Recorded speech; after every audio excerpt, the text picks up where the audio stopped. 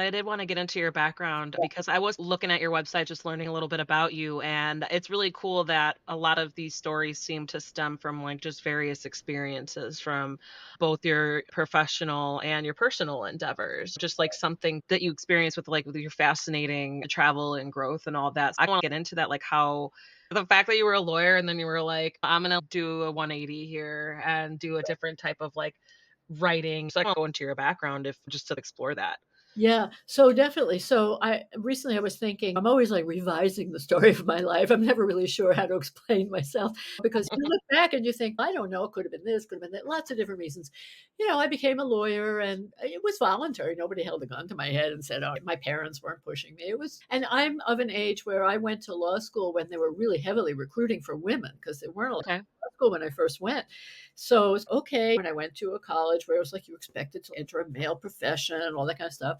And I had always been writing as a kid. I wrote poetry and everything, but honestly, to be a writer was just not on my radar. It was just either too out there. And the few times I had tiptoed into it, the lawyer thing fit. I like public speaking.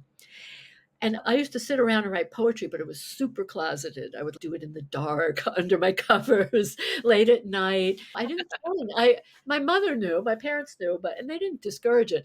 But I myself couldn't even put that out for now. So it took me a long time. And I worked as a lawyer, but there were already clues because when I was in my late 20s, I left my job. I had a nice job, and I left and I went to Israel. I went on a trip, and I remember thinking, "Oh, I'm Jewish. I should explore these roots." And I remember my boss at the law firm saying to me, it worked for this only other woman in the entire county, and she said to me, "If you don't want to be a lawyer, you don't have to leave the country." And I remember thinking, "No, no, no, that's not the reason." Actually, it probably was the reason.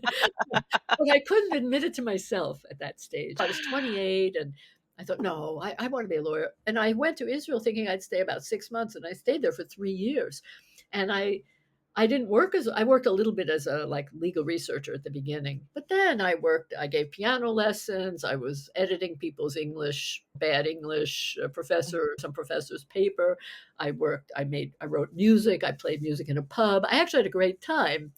But I got sick and I became ill and I ran out of steam, ran out of money. A guy broke up with me at a stage where I can't hold it together The anymore. So universe was trying to tell you, yeah, "Eh." I went back to the States reluctantly and I got another law job.